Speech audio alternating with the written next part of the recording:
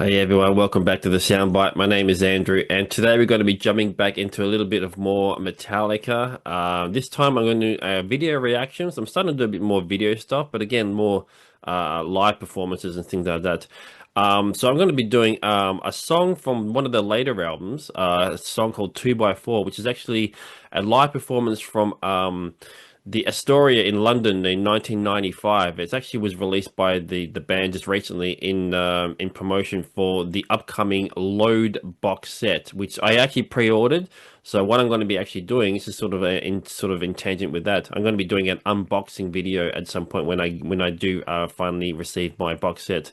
I've been collecting the Metallica box set since the beginning. Well, except for the first album. I didn't do the first album because I forget what reason why I didn't get it. It might have been financial reasons or something like that, or just not necessarily my favorite album, Kill 'Em All, in all honesty. So I wasn't sort of too fussed about it. But I got all the other ones, including the last one, which was the Black Album, which was just a massive box set of just so much goodies. And really cool to get all the vinyl stuff because I do collect a bit of vinyl as well. But I'm looking forward to seeing the Load album box set. And I know, you know, Metallica fans are kind of divided on the Load and Reload era. It's kind of straying away from the sort of 80s thrash stuff. I do get it, but at the same time, Load was actually the album that really got me into the band. I mean, I got into the band before it with the Black Album and all the other albums before that, but it wasn't until Load and Reload that I went, oh wow, a band can actually do this. They can just change directions and do different things, and I love that stuff. I love the fact that you can kind of play around with preconceived notions of what a band needs to do and stuff. And I love bands to kind of experiment and do different things. You know, it's a hit and miss sometimes, and it's not always going to be a winner.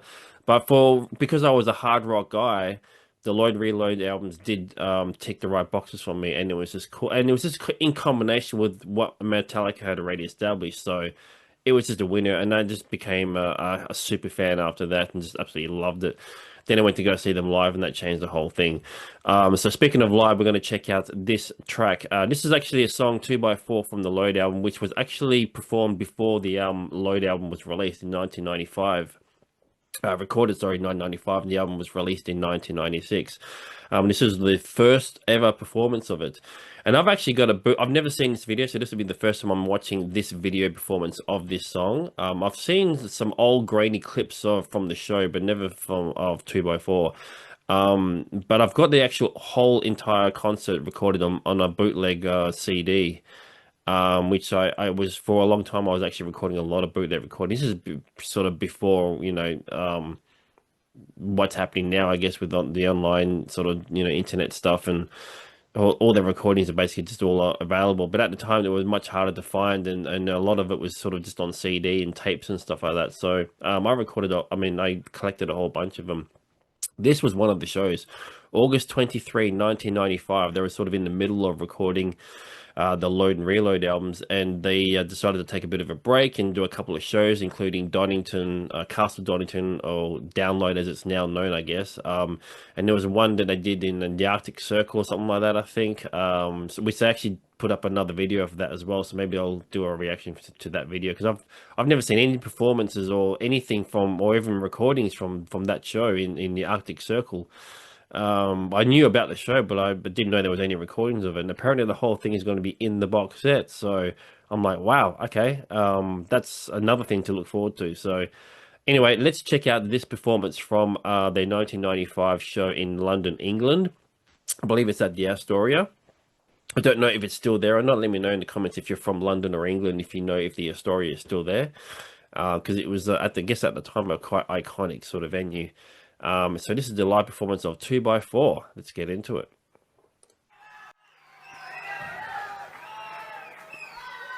There's the famous mullet that James Hetfield had. He had that sort of hair during the 95-96 era. They all had long hair still, by the way. When they were recording the Load album. So. Still find it weird the hair was an issue. I don't know. Hairs, you know.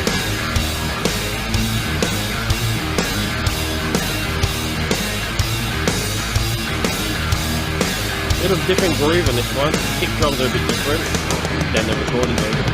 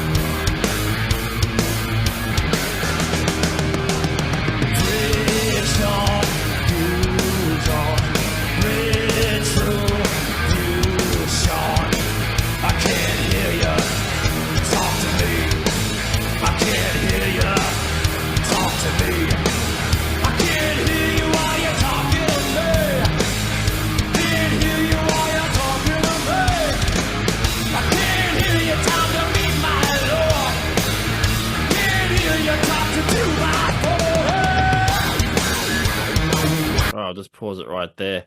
Not that I really need to pause it too much, I guess, for copyright stuff, to some extent. But yeah, it's interesting to see them all kind of sort of just post Black Album sort of era, to sort of coming out of that and going into the next one, which is the Load. Um, but I mean, visually they kind of look like they're from the Black, like, it's just that early 90s Metallica kind of like look, they had that sort of thing going on at that time. So a lot of people kind of thought that the Metallica guys were kind of sort of jumping on the grunge sort of bandwagon, and that's what the Load and Reload albums were. And it's like, if you know your music, you're not listening to what they're putting out there. Like, then it's not a grunge sort of album, It's those albums were kind of more blues based, sort of like they were taking their influences from like what they grew up with, which was like Deep Purple and Motorhead and things like that, and we're kind of injecting that into the music. I think because it was released during the grunge era, that people just went, oh, they're doing the grunge thing, but it's like, you're not listening to the music. It's not grunge. It's like, it's nothing grungy about it. So I did, it blew my mind when I was hearing all those comparisons. I was like, what songs are you listening to? Like, Until It Sleeps has got nothing to do with, like, Nirvana and Soundgarden and stuff like that. And, this song, this is kind of got that biker-esque kind of like 70s vibe to it, It's like, I don't know, like maybe just have a different filter or something like that. But I was right into the grunge stuff, so it's not like I didn't know what they were talking about as far as the grunge. But yeah, it's that's the vibe that I was getting. And I remember, reading a bunch of interviews, and they were talking about, they were kind of going back to their roots. And this is another thing that kind of people sort of get misdirected on. Is like their root. They think the roots is like thrash metal, and it's like, no, they invented thrash metal. They pioneered it. They were kind of there at the beginning. Their roots are what they listened to as a kid, like what you and me did when we were kids. We grew up listening to Metallica. They grew up listening to like Black Sabbath and Motorhead and Deep Purple, and that's what their influences were. Hence, what the Load and Reload albums were about. But then they were also kind of taking some of their other influences, like I know James was big into like Corrosion of Conformity and Helmet and sort of all these sort of bands, Helicopters and Caius, and so you were hearing a little bit of that. And But it's weird how, because Lars and Kirk, I know, were listening to some very, very different kind of stuff. I think like Kirk was big into Nine Inch Nails and stuff like that, but you don't really hear that in the music. But again, that's probably because Hetfield was coming up with a lot of the riffs, and so but yeah, this is a great performance. And it's unbelievable they've actually managed to capture this whole thing. Because there was no internet and no smartphones and stuff like that, so someone was got one of those big video sort of camcorders or whatever, and was recording this whole damn thing. So which is amazing, and that's I mean, it's one thing to like sort of sit in the crowd and and just, people are seeing, they got their phones up, or whatever, and people are like trying to, look past it or whatever. It's another thing to see like an actual camcorder sitting, like, or maybe it's a smaller camcorder. I don't know. I forget now. So anyway, let's get back into it.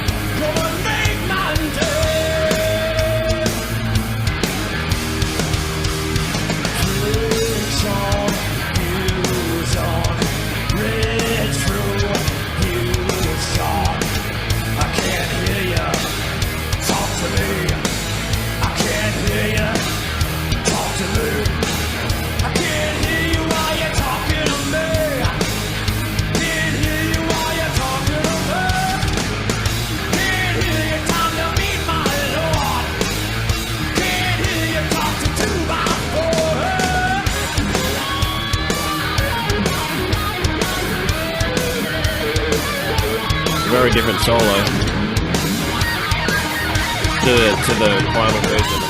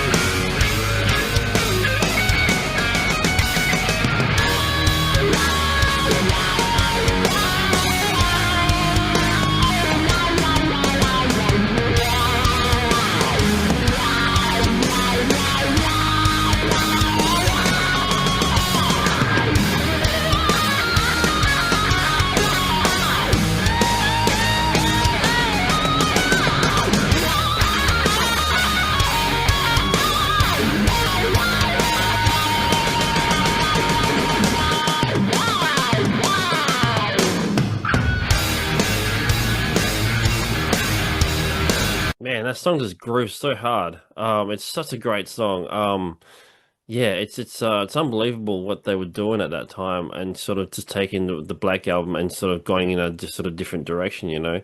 Um, I want to say quickly, before I forget, the solo stuff that James Hetfield was doing, he started doing a lot more of that on the Load and Reload albums as well. I know he'd sort of done a bit of it here and there, like on Orion and things like that, but and there was obviously some of the harmonies, but he kind of went full pelt on the Load and Reload albums, and kind of like Kirk and James really kind of shared a lot of the guitar duties. It wasn't just Kirk solo, James rhythm. It was sort of a bit of both, which is great to see. They're kind of doing a lot of the guitar dueling stuff a little bit. So yeah, it's interesting to kind of actually see him actually do that. Because one of my favorite solo bits that he does is the Outlaw Torn, the very end of that song, and it's unbelievable. Great. One of the best endings to a song, in my opinion, and obviously I think it's an underrated track as well. Um, yeah, it's great to see everyone getting right into it as well. Obviously, no one knew what was about to come. 1995, it was kind of like, at that time, it was 4 years since the Black Album. And during that time, we've talked about this in other videos about like how bands used to put out albums quite, regularly. And so at that time, 4 years was actually a quite a long time, especially with that without any internet. I mean, there was internet kind of in the early days, but you weren't really tracking the band like you are now. Um, so that 4 years felt like, if you weren't sort of putting out stuff, you kind of looked like you just disappeared. And that's what sort of seemed to happen. I remember when the Load album came out, I was like, oh wow, where did these guys come from? I mean, like they hadn't been around for quite a while, but obviously they were just constantly touring, and they were obviously writing and things like that. And they put out that live shit box set as well.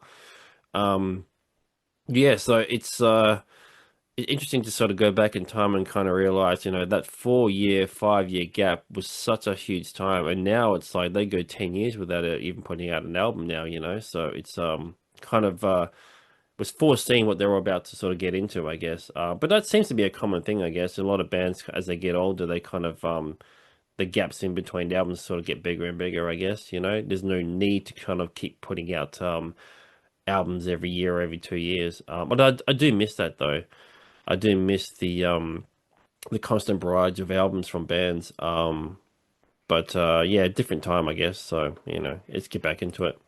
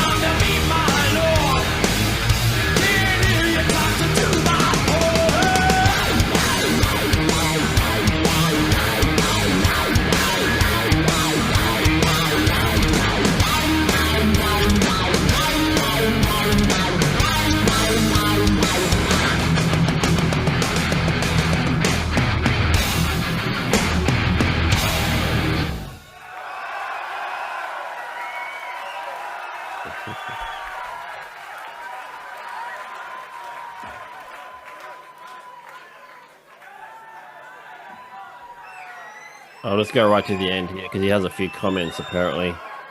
Um,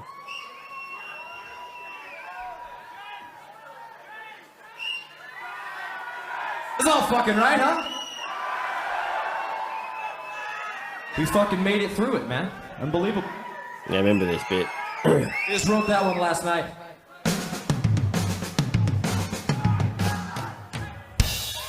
Yeah. Okay. Yeah, I remember that bit at the very end after the song, him talking about like um, the track and asking if the crowd liked it or whatever. I remember hearing that bootleg just quite a number of times because it was such a great show. In fact, the one of the things that the band themselves have actually noted is they've considered this show, this one in London in 1995, to be one of the best shows that they ever did. Obviously, a lot of people will sort of disagree, and I'll kind of go back to, Seattle '89 or whatever. But that's from a fan's perspective. From the band's perspective, they felt this was one of the best shows that they'd ever done. It was just a different vibe, very intimate. Obviously, it was in a small club.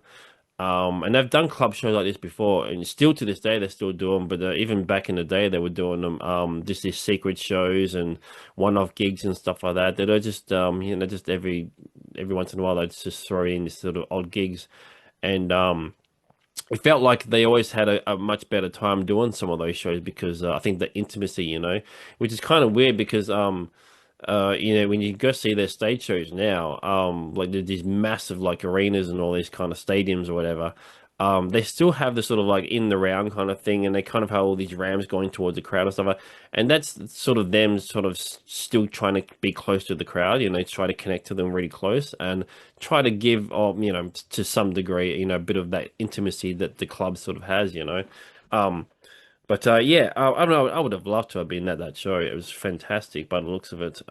Just a cool vibe and stuff. Yeah, they did a whole bunch of these little shows in between the Donington show, and then I think they did like a birthday show for Lemmy from Motorhead as well. I'd love to see if that's in the box set to see if they have any kind of footage or whatever in that. Because that looked amazing as well. Now I think they're all dressed up as Lemmy, and was it for his 50th birthday or something? Let me know in the comments if it was his 50th. I'm pretty sure it was. Um, I've seen pictures of them and they all look stupid with all that Lemmy costumes and stuff. Anyway, there you go. There's Metallica's 2x4 from 1995. Thank you for tuning in as always. Please subscribe if you haven't. Thank you to those who have subscribed. It's really helping the channel out a lot. And all the social media links are in the description below. And I'll see you in the next video.